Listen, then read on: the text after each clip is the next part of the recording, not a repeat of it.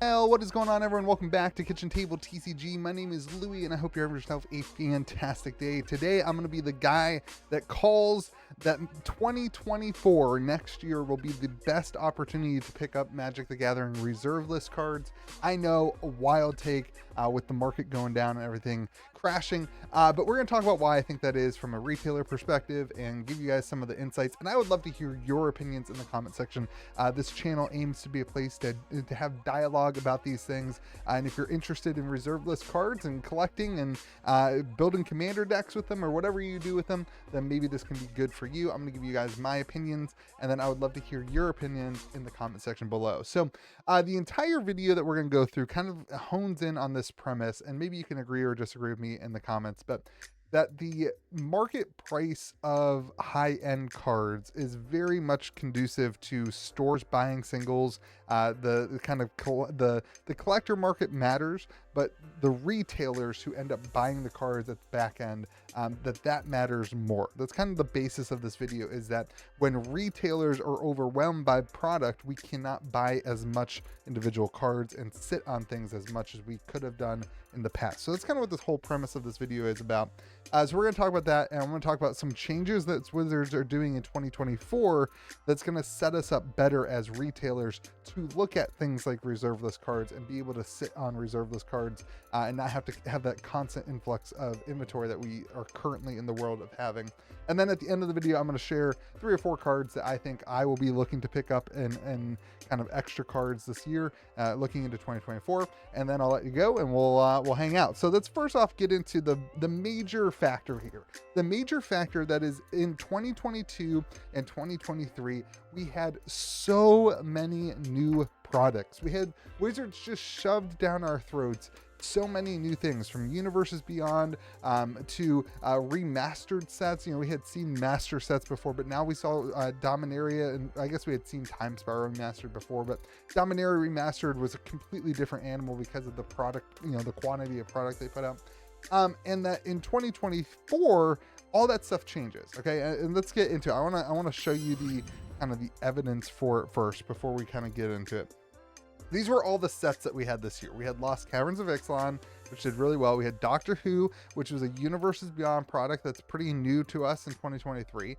Wilds of Eldraine. We had Commander Masters, which was a huge drain, an absolute massive drain on the economy that is game stores. I cannot overstate this enough, how much money game stores lost on Commander Masters. Lord of the Rings, Tales of Middle-earth. Now we had both sets, right? We had the set that came out that was a huge success. That was the beginning of the year. And then I guess it was in July. And then we had the set that just came out this past month. That was not a huge success. It did not do really well. Distro has it on clearance right now. We had March of the Machine, the Aftermath, and again, a new product that was not good for stores. It didn't hurt stores that bad because the quantity wasn't that much.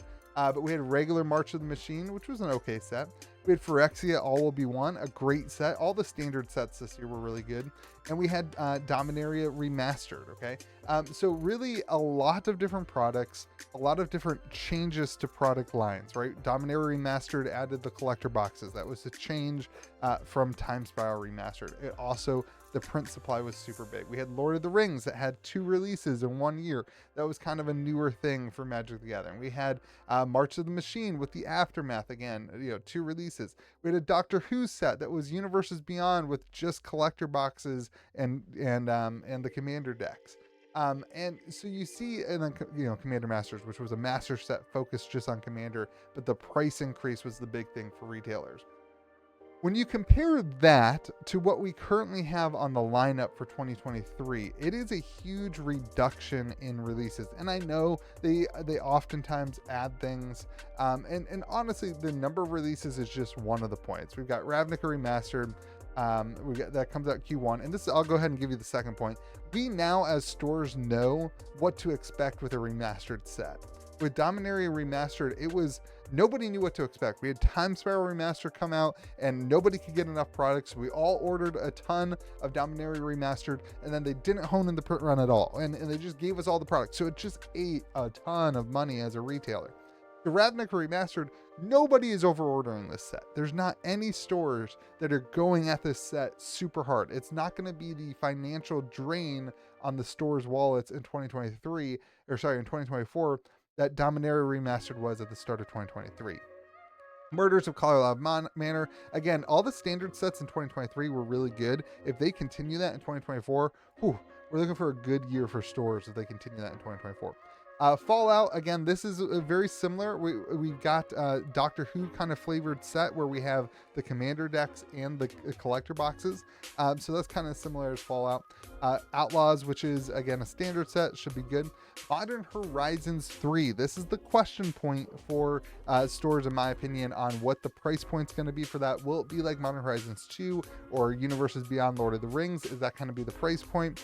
Then Assassin's Creed, and then Bloomburrow and Dustmort. So we see all the standard sets. Again, they may throw in some other stuff, but my point here is that there's no massive new product that we do not know anything about. There is nothing here that is being released that is a surprise to retailers, that we don't understand what we should be ordering or what we should be getting. There's nothing that's really that new here. It's just standard sets and things that we have seen before. And I got to give Wizards Pros some credit too. They have to experiment and try new things. And yeah, I get it. Stores and distros take a burden of that for sure. But when they don't experiment new things, that's worse. Like, I'd rather them experiment new things. My point here is that in 2024, we're not getting all that burden as well as we did in 2023. So the big difference here I want to highlight now, like, this is, I know what you're saying, Louis, this isn't that different. The biggest difference for retailers is the play booster boxes. This is going to be such a massive shift and a massive change for stores in 2024. I don't think you can understate this. Right now, the way that it stands, stores have to order set boxes, draft boxes, and collector boxes, and commander decks. There's a bunch of different SKUs that we have to order. When you reduce one of those SKUs, it allows you to not have the extra fluff of spend that you have to have when you have all those SKUs. So as a store right now, I have to buy so that I can do drafts, so I can do sealed play. I have to buy cases of draft boxes so that I have those boxes in store for when people want to do those events. Now, oftentimes sets are really, really good for limited, and everybody wants to draft. Everybody wants to play our sealed league. Everybody wants to do, we do sometimes a commander pod that you buy a booster box, you build a commander deck out of it. There's a lot of interest for some sets, and then other sets just completely fail because the limited environment isn't as fun or as good, and the store doesn't like it as much. So you have to take this risk level of like, I'm going to order this many draft boxes, stuff like that sits because nobody wants to open draft packs. It's just not fun. Draft packs don't do anything on the shelf, but sub packs do.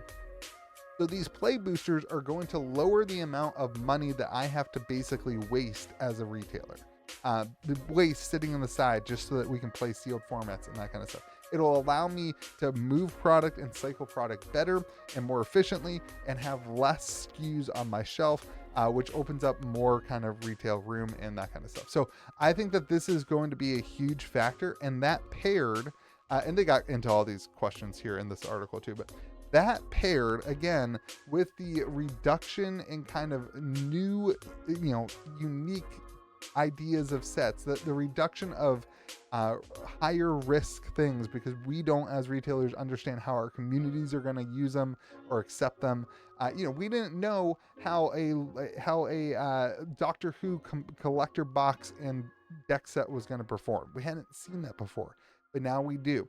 And so I think that that's going to be a huge deal with the set boxes, and it's going to go a long way, and it's going to open up retailers to start figuring out where to park money again. Right now, everything is so cash flow dependent. That has been the story of Magic the Gathering for the last 2 to 3 years, is cash flow dependent. There's no way to like store back cost and store back money from a retailer perspective.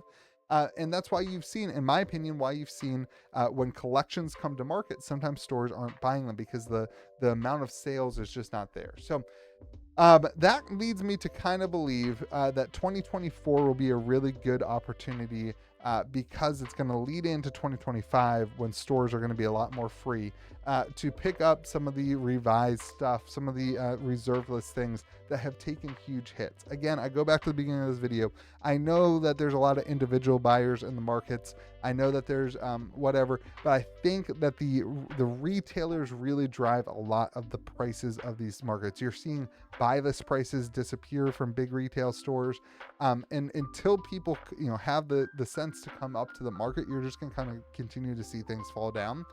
So I kind of picked through a couple cards that I think have been really, really low compared to their highs.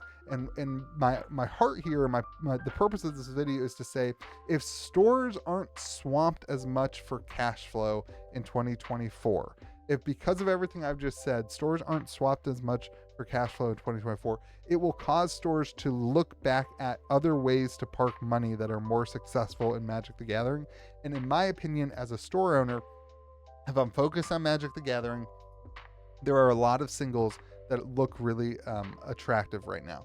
Underground Sea, really any of the revised duels right now are pretty far down.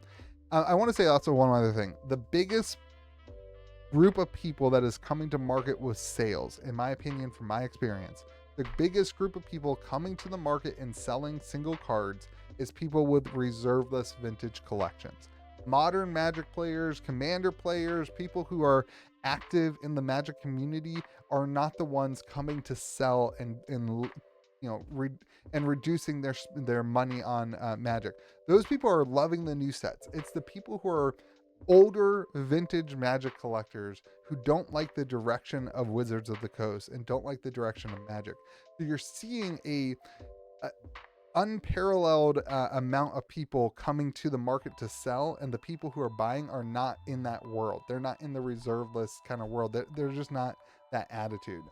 So anyway, I think revised dual lands, that's kind of one of the things I'm certainly looking at picking up. This is not rocket science, right? You've got huge dips off the 1 year kind of highs, like massive dips in the last even couple months since July. A lot of cards falling a lot. Those are, in my opinion, really, really starting to get to that price point of pre-pandemic prices. And for me, that's like pretty much instant interest for me. A pre-pandemic price for a TCG right now seems really good for this kind of old stuff. And you're seeing lots of cards, but when you get into high good condition, the prices go up pretty quick. And that's definitely something I look at, is the good condition on these cards. But I think revised dual lands, definitely something that oftentimes get overlooked. People are all in on them, but I think a lot of times too, like, people underestimate the amount of playability of these cards. And I know the conversation of, do you really need these in Commander? No, you don't need them in Commander, but this is the entry ramp for people who go from just playing Magic the Gathering to spending a little bit more on a card than they're comfortable with. This is the entry ramp for that, because of the playability of these cards in Commander and in the Eternal format. So that's why revised dual lands, I think, are just a great entry point, and definitely something that a retailer wants to have on their shelf. I can't tell you how many times somebody who has never bought a card like this will trade in to get their first revised dual land. And it's like an important thing in the community. It's an important thing in the life cycle of a Magic the Gathering player to get their first revised dual land. So again, I think retailers will want to, when they have the spend, when they have the loose money to spend, they'll want to have these on their shelves. They'll want to have these in their store. A couple other ones that kind of caught my attention this week were Lion's Eye Diamond, another card that has dipped quite a bit. Again, a card that doesn't see as much play as I think. Maybe the price point of it kind of keeps people down a little bit, but a really, really solid, good card that has seen a lot of price movement. A card that historically has been really good, in an iconic Magic card, and definitely something to keep your eye on for Lion's Eye Diamond. Anything that's a mana rock like this that kind of generates ton of mana, I think just goes a long way. This one not as played in Commander, but definitely opportunities to break it open in the format for sure. And then Yawgmoth's Will, just an iconic card. This is one of those cards where, like, even if they reprint, even if they break the reserve list, this is the type of card that I think is just so iconic in the old artwork and in the style that you just won't see again. I don't think that they go through on breaking the reserve list. I'm not saying or speculating on that. That's not something that I think they end up doing based on how they've interacted with the reserve list in the last 2 years. Magic 30 kind of proves to me that if they ever did interact with the reserve list, it would be so expensive that it wouldn't even matter to the value of the cards. But This is just one of those cards. It is just so good. And it goes a long way, and it's again one of those cards that people remember and want to add into their decks. It's an iconic Magic card that they look at, and it can be a first, reserve list staple for people to add to their commander deck, and it's played a ton. So those are my my things, just the ones I've been looking at. This one dipped a ton. I mean, absolutely. This was a $210 card. You're down to $125. That's nuts. That's nuts. That's just in the last year. So I kind of feel like all those, things coinciding together gives 2024 the best opportunity for stores to start picking this stuff up. And that kind of coincides with 2025 being the year of Marvel and the growth of Magic the Gathering, reaching back into the Lord of the Rings segment. The growth of Magic the Gathering with Marvel coming out in 2025, I think is going to be massive. So it'll be really interesting to see all that. Let me know what you think in the comment section below. Those are my opinions. I would love to hear your opinions as well. You guys have yourselves a fantastic day. Be kind to the people around you. We'll see you again next video.